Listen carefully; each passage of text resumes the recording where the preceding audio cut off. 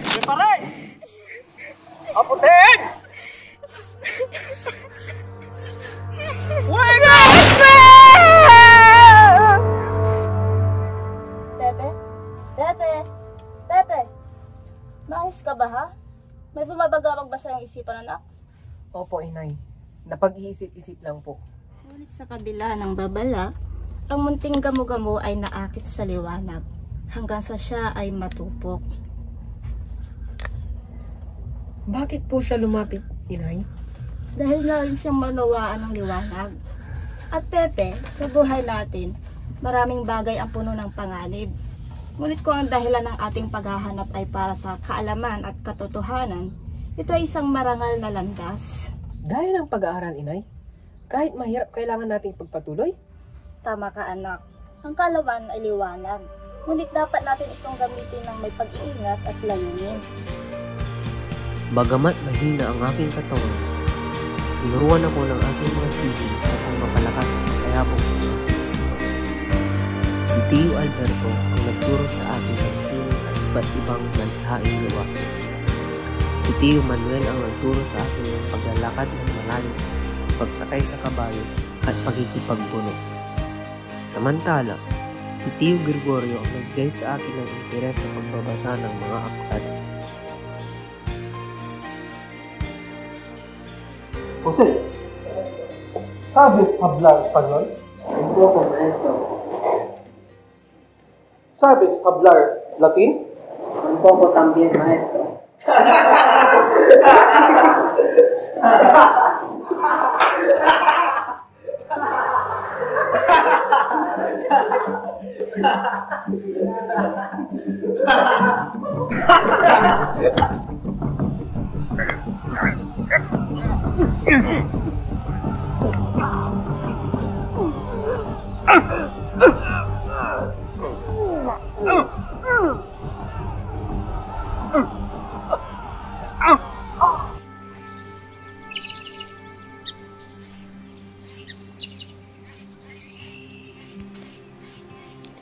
Pepe, sinampahan nila si inay ng kasalanang hindi niya ginawa.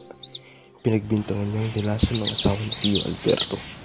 Siya ay isang ilustrado, ngunit nang bumalik siya mula sa isang malayong paglalakbay, nalaman niyang pinagtaksilan siya ng kanyang asawa at sumama sa ibang lalaki. Pinilit ni inay na himukin si Tio na patawarin ang kanyang asawa, ngunit sa halip, ang babaeng iyon, kasama ng isang pinyente ng Guardia Civil ay gumawa ng kasinungalingan at itintulan si inay sa pagkalasing.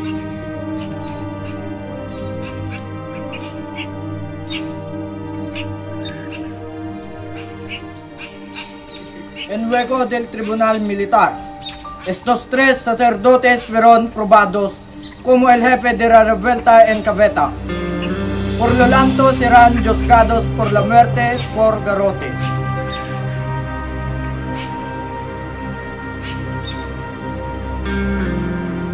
Mariano Gomez.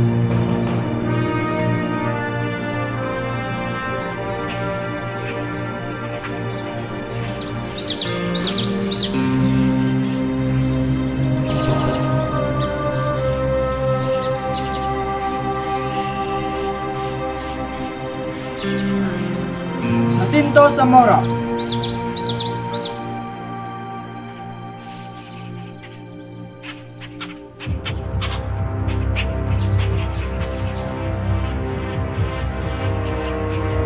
Jose Burgos.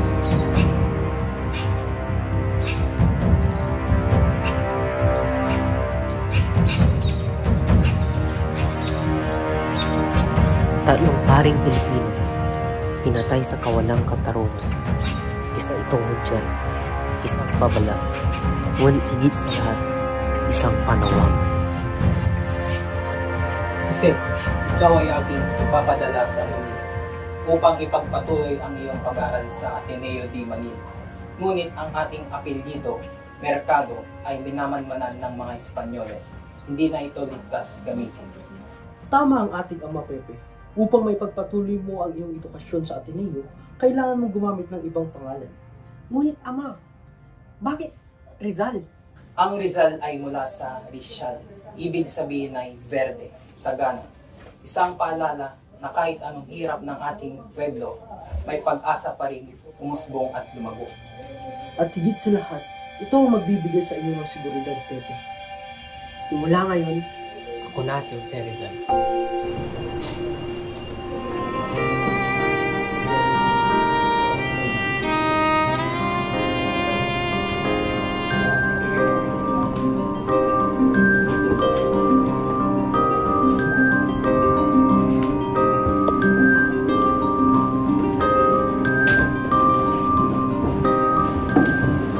Lucien, ngunit hindi na namin maaaring tanggapin si Jose Rizal sa parlamento dahil huli na siyang nagparisiko at hindi maayos ang kanyang kalusugan.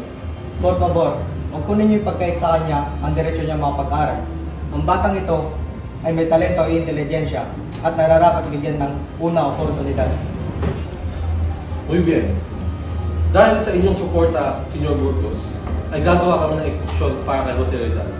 Tatanggapin namin siya sa paaralang ito. Ngunit kailangan niyang maipakita na kaya niyang makipagsabayan sa iba. Gracias, Jose,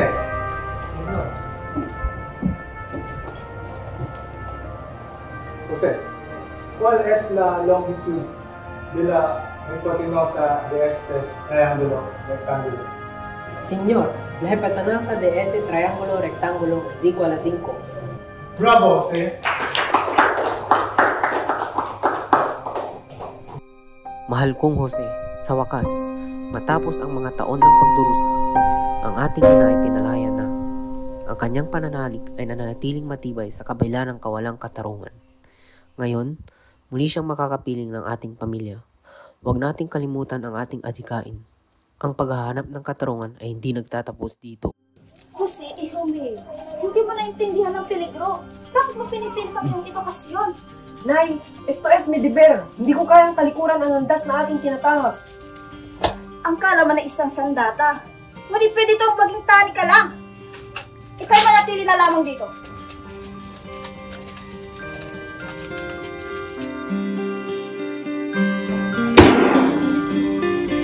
Sa kadahilan ng hindi maganda ang trato ng universidad sa mga Pilipinong mag-aaral, ako'y bumuo ng isang grupo laban sa mga diskriminasyon na aming nararanasan. Hindi maaaring hayaan ang patuloy na pang-api sa ating lahi! Aking inihinto ang pag-aaral ko ng medisina sa Universidad ng Santo Tomas dahil sa hindi ko matiis ang kasuklam-suklam na diskriminasyon sa aming mga Pilipino. Sa kabila ng lahat ng masasamang nangyari sa akin sa Universidad ng Santo Tomas, nakilala ko rin ang isang babaeng nagbigay ng kulay sa aking buhay. Siya si Leonor Rivera, isang dalisay at marikit na binibini na ang kagandahan ay tila isang bituing nagniningning sa tahimik na langit. Ang kanyang tinig ay parang matamis na himig na nagpapakalma sa aking puso. At ang kanyang mga mata ay puno ng hiwaga at lambing. Sa bawat ngiti niya, nadarama ko ang isang pag-ibig na wagas at walang katulad.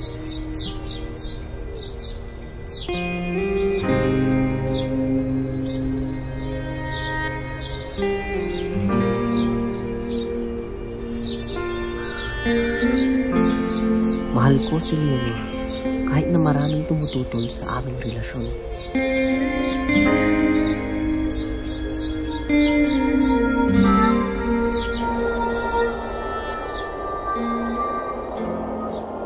Jose, alam ko malaki ang sakripisyo ng iyong pag-alis.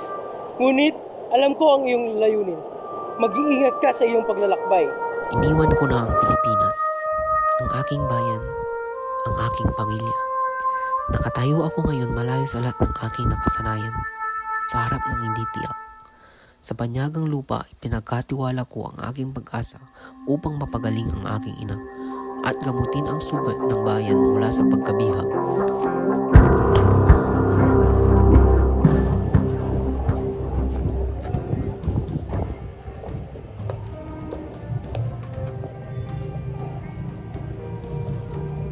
Rizal, amigo, may gusto verte. Hindi ko inaasahan na makita kita muli dito. Sino ba mas maganang buhay sa Madrid kapag may mga kababayan? Sige, simaligayang pagdating Pepe. Matagal na kaming nag-iingat. Sa Madrid, ako'y nag-aral ng medisina, filosofiya, at mga agham panlipunan sa Universidad Central de Madrid. Sa kolehiyo ng San Carlos, natutunan ko ang sining ng pagpipinta at iskultura. At sa Academia de Bellas Artes de San Fernando, nagpunyagi sa pag-aaral ng pagguhit. Pagamat malayo, hindi ako tumigil sa pagsusulat. Nag-aral din ako ng Pranses, Aleman at Ingles upang mas mapalawak ang aking kaalaman. Ngunit di nagtagal ay nakarating din sa akin ang mabigat na problema sa aming tahanan. A partir de O'Hara, sus impuestos aumentarán. Es una orden de arriba. Wala na tayong makakain. Wala na tayong kinakita. Wala na tayong iwan sa pagkain. Wala na tayong... Caliente, sabe tu lugar.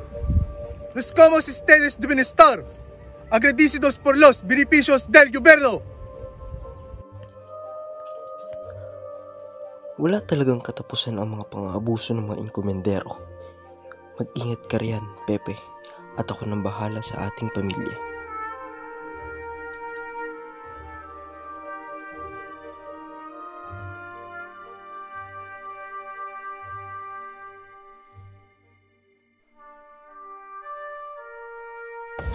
Kamusta, Jose?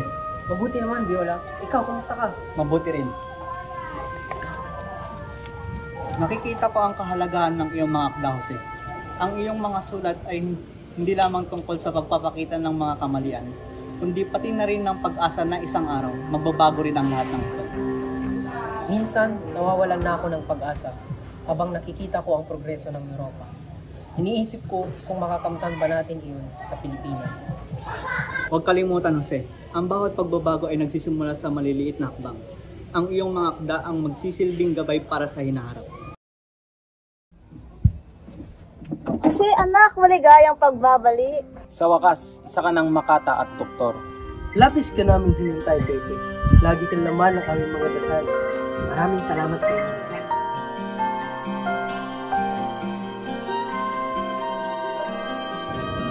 O siya, Pepe. Ano ang susunod mong plano tungo sa iyong mga adhikain? Nais ko magpatayo ng aking sariling klinika, kung saan magagamit ko ang karanasan at pag-aaral sa Europa, upang makatulong sa komunidad at lalo sa ating ina.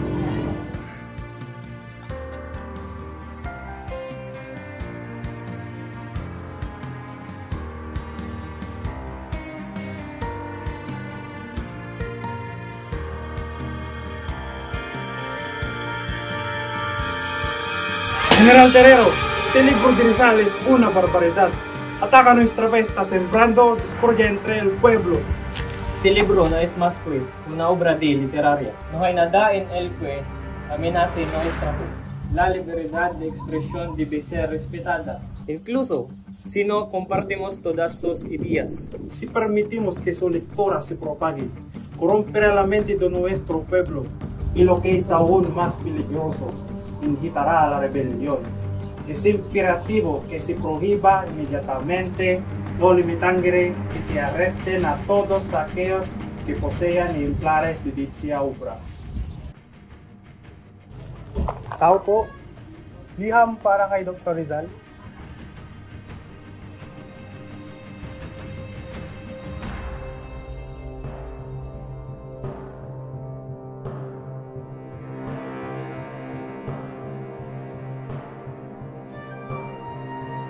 Jose, deberías considerar salir del país. No puede garantizar seguridad de aquí. Tama ang gobernador, Pepe. Mas nakakabuti sa iyo ang lumas mula sa Pilipinas. Tiyak ko mas nanaisin dito ng ating pamilya. Muli, nilisan ko ang ilang bayan, ngunit hindi pa rin nagbabago ang aking layunin. Balang araw, mababawi rin natin ang tahanan at kalayaang inangkin. Sa pangalawang pagkahiwalay ko sa bansa, iginugol ko ang aking oras sa pag-aaral ng iba't ibang kultura upang mapalago ang aking karunungan at mas matulungan ko ang aking mga kababayan. Nagtungo rin ako sa Hapon, kung saan ay nahumaling sa kanilang kultura, disiplina at pamumuhay. Ngunit hindi lamang mga tanawin ang bumihag sa aking puso. Si Osei-san ay isang halimbawa ng kagandahan at katalinuhan na may tahimik na lakas sa kanyang mga salita at kilos. Ang kanyang pagkatao ay sumasalamin sa dignidad at kultura ng kanyang lahi. Ang isang buwang paglagi ko sa Japan ay tila ginto. isang yamang maaaring hindi ko na matamasa muli.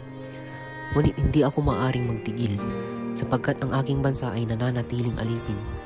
Bilang bagong presidente honoraryo ng La Solidaridad, kailangan kong magtuon ng pansin sa adhihain nito na makamtan ang mga reformang palipunan sa pamamagitan ng pagsusulat, pagpapalaganap ng kamalayan at pag-iisa ng tiwa ng mga puso ng mga Pilipino.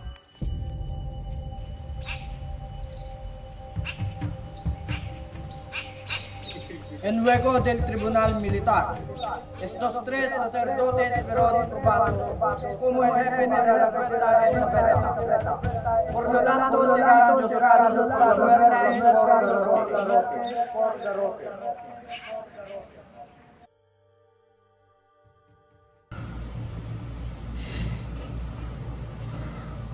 Paalam, Jose. Nakarating ako sa London kung saan hinasa ko ang aking kausayan sa wikang Ingles at Paris upang pag-aralan ang mga gawa ni Antonio Morgan. Sa Belgium, nabalitaan ko ang kawalan ng hustisya at pangangaso ng mga Dominican sa aking mga kababayan sa Calamba. Pepe, tuluyan ng naig ang kasamaan ng mga Kastila at wala nang ibang pagpipilian ng ating pamilya kundi ang umalis ng ating tahanan. Lubos ang aking paghihirap sa pagpapalimbag ng aking ikalawang akda, ang El Filibusterismo. Halos tinapay at kape lamang ang nagsasalba sa akin sa gutom. Hindi na sila naawa. Tunay ngang wala silang hiya.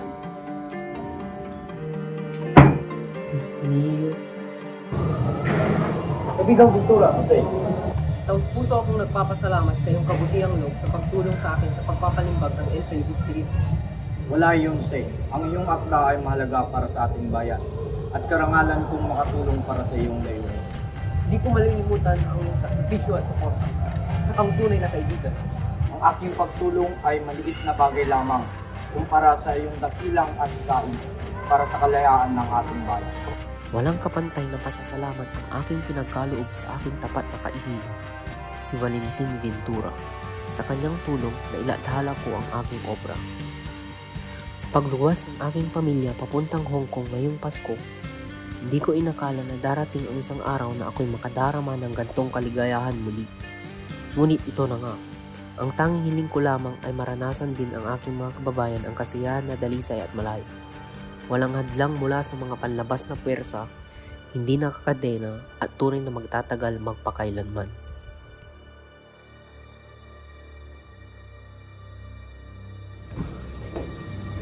Hindi mabaling sa aking isipan ang ating mga kababayan sa Calamba. Kamakailan lamang inakilala ko si Ginong Prado. Maaari siyang patuloyin sa Borneo kung pinahuhin tulutan ito ni Gobernador Bispohol.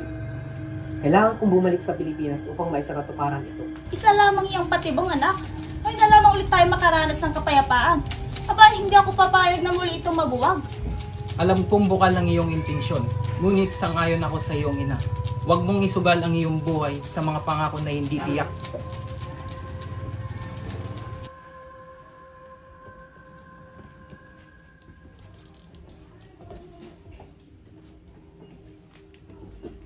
Mga kaibigan, matagal akong naniraan sa ibang bayan upang mag-aral at tuklasin ang mga kaalaman makatutulong sa ating lahi. Ngayon, narito ako upang ipagpatuloy ang isang dakilang adhikain, ang pagbubuklod ng ating bayan upang makamtan ang makatarungang pagbabago. Ngunit ang ating laban ay hindi gagamitan ng dahas. Ang ating sandata ay edukasyon, pagkakaisa at matibay na pananalig sa ating layunin. Dr. Rizal, ang inyong pagbabalik ay nagbibigay sa amin ng pag-asa. Ngunit, paano natin mababago ang ating kalagayan nang hindi bumabaling sa dahas? Narito ang ating panukala. Isang samahan na magbubuklod sa ating mga kababayan. Isang liga ng mga Pilipino na may isang mithin. Tatawagin natin itong La Liga Pilipina. Ang ating layunin ay pag-isahin ang kapuluan, itaguyod ang edukasyon, kabuhayan, at pagtutulungan ng bawat Pilipino. Isang dakilang adhikain. Ngunit paano kung ito'y pagbawal ng mga otoridad? Ang ating layunin ay malinaw at payapa. Kung tayo magkakaisa, ang ating adhikain ay hindi kailanman mapapatid. Nakita ko ang liwanag ng pag-asa sa kanilang mga mata, ngunit alam kong malapit na akong harapin ang panganib.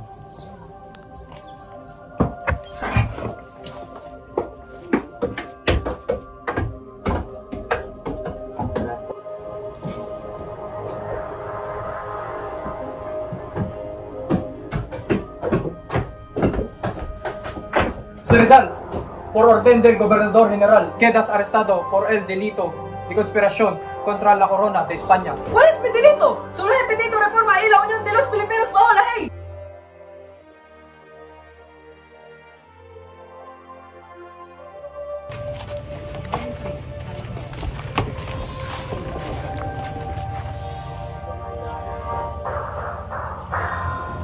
Yo, Escohol, Gobernador General de Filipinas, decreto la inmediata captura y desterro de Rizal al capitán.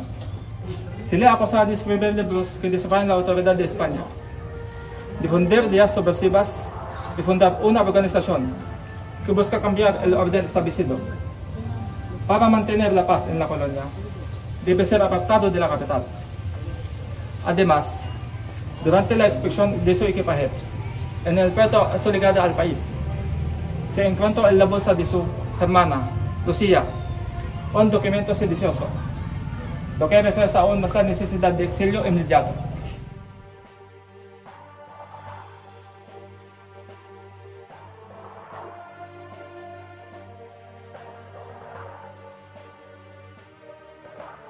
Ang pagkakatapon sa akin ay hindi hadlang upang makapaglingkod sa aking bayan. Kung hindi ko sila matutulungan sa pamamagitan ng panunulat, gagawin ko ito sa ibang paraan. Ang lupa ay buhay. Kung ating aalagaan, bibigyan tayo nito ng pagkain at kabuhayan. Ang tunay na kayamanan ay wala sa ginto, kundi sa kaalaman at sipag. Sa dapitan, natutunan kong ang tunay na pagtuturo ay ang paghubog ng kabataang may dangal, sipag at pagmamahal sa bayan. Umaasa akong sa bawat aral, hinuhubog ko ang mga isiping magiging ilaw ng ating inang bayan. Ang tungkulin ng isang manggagamot ay magpagaling, hindi magpayaman. Ang malasakit ay higit na mahalaga kaysa sa ginto, sapagkat ang tunay na kayamanan ay ang buhay at ginhawang na ibabalik sa kapwa. Sundin mo lang ang payo ko sa iyo at tiyak na ikay gagaling. Maraming salamat po.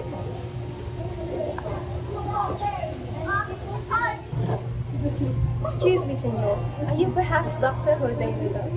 Yes, lady, I am. Ako'y napaibig sa unang pagkikita namin ni Josephine.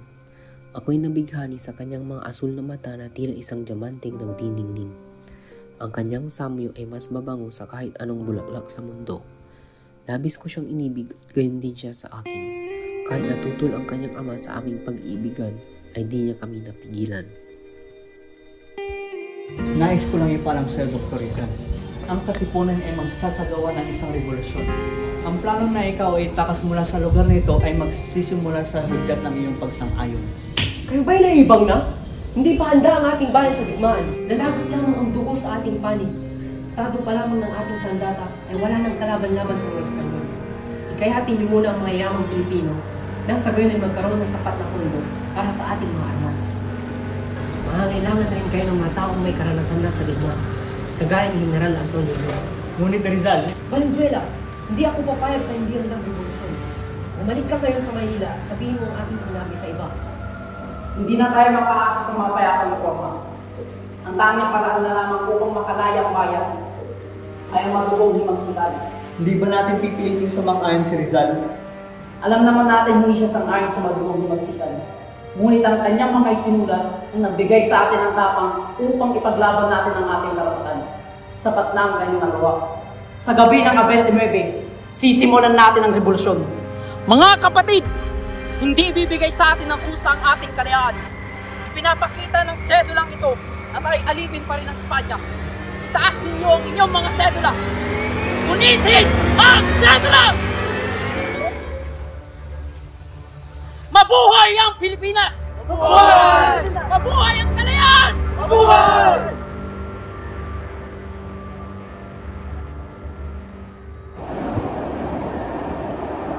Rizal, estás arrestado nuevamente por tu implicación en la rebelión del Katipunan. Soy parte de su levantamiento. San Carlos insiste a rebelarse. Desde su inspiración, acompáñanos, enfrentarás con mucho.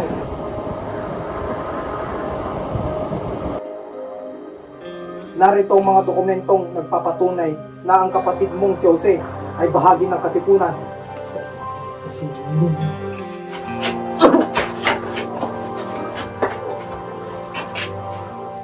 Tandaan mo ito, Pasyano. Kapag pumirma ka, tapos na yung paghirap sa pitang ito. Hindi. Señor Gobernador, no hemos conseguido nada de Pasyano Mercado. No dijo una sola palabra. Nada? Después de todo lo que hicieron? Es tan terco como su hermano. No traicionara a Rizal. Entonces, si no podemos hacer hablar, buscaremos otra manera de joder a José Rizal. El doctor José Rizal, acusado de rebelión, sedición y conspiración, se le disculpa esperar el movimiento revolucionario vigente. Sus novelas no limitan el filibusterismo, fue suspendiente por medio de experimentos anti-españoles y por su presunta relación con el Katipunan. Señores del tribunal, este hombre sentado ante ustedes no es simple ciudadano. Es el cerebro detrás de la rebelión que amenaza la paz y la soberanía de España en Filipinas. No impuno una espada, pero con su pluma encendió la chispa de la revolución. Sus libros, sus escritos han envenenado las mentes de los filipinos, haciéndolos creer en la falsa esperanza de independencia. Las pruebas son contundentes. Declaraciones de testigos, documentos encriptados, cartas, todo demuestra su culpabilidad. No hay otra sentencia posible sino la pena de muerte. Señores del tribunal, el hombre que tienen ante ustedes no es un traidor, no es un criminal. Es un patriota, un intelectual, un hombre de principios que siempre ha abogado por la paz. Los cargos en su contra son frágiles. No hay pruebas concretas de que haya dirigido la rebelión. ¿Dónde están las órdenes directas? ¿Dónde está el vínculo real con la insurrección? Se le acusa por sus secretos, por sus ideas. ¿Desde cuándo pensar es un crimen? ¿Desde cuándo escribir sobre la libertad es razón para condenar a un hombre? Los jueces no pueden ser mercativos. Los jueces solo pueden ser justos. Señores del tribunal, se me acusa de ser el instigador de una revolución. Pero permítanme recordarles los hechos. La Liga Filipina no fue creada para la insurrección. No fue un grupo armado, sino una organización cívica que buscaba el progreso pacífico de nuestra nación. Pero no elegí porque no soy culpable de lo que me acusan. Además, tuve innumerables oportunidades de escapar cuando fui descriado en Dapitan.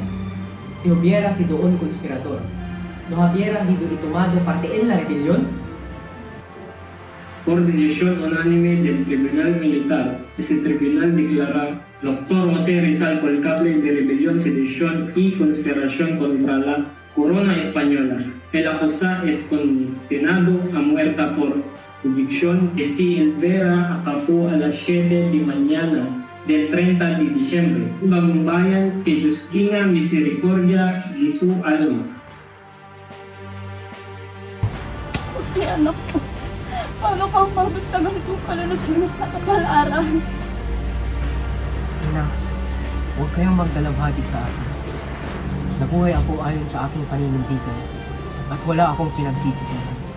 Kuya, bakit kailangang ikaw? Hindi ba nila nakikita ang iyong tunay na hangarin? Hindi lahat ay handang makinig sa katotohanan ng krimen. Ngunit tandaan mo, ang tao ay maaaring mamatay, ngunit hindi ang kanyang adhikain. Jose, kung ito ang iyong kapalaran, away harap ng ito ng may tangal. Ngunit bilang isang ina, durugang ang aking puso. Huwag kayong lumuha sa akin, ina. Hindi masasayang ang aking kamatayan. Kung sa aking pagbawi ng mga pahayag ay may pagkakalob sa akin ang aking mga kahilingan, kung ang aking pamilya ay maiiwan sa kapayapaan, kung ang aking kasal kay Josephine ay kikilalanin ng simbahan, kung ako'y bibigyan ng pagkakataong mamuhay bilang isang mabuting Kristiyano bago ang aking kamatayan,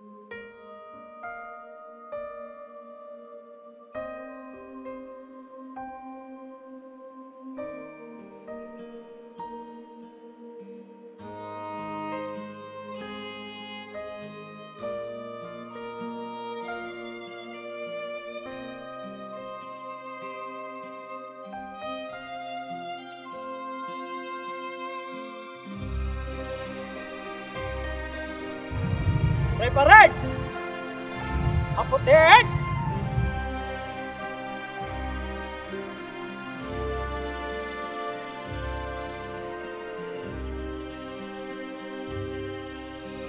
Fuego! Sir, ako! Sir!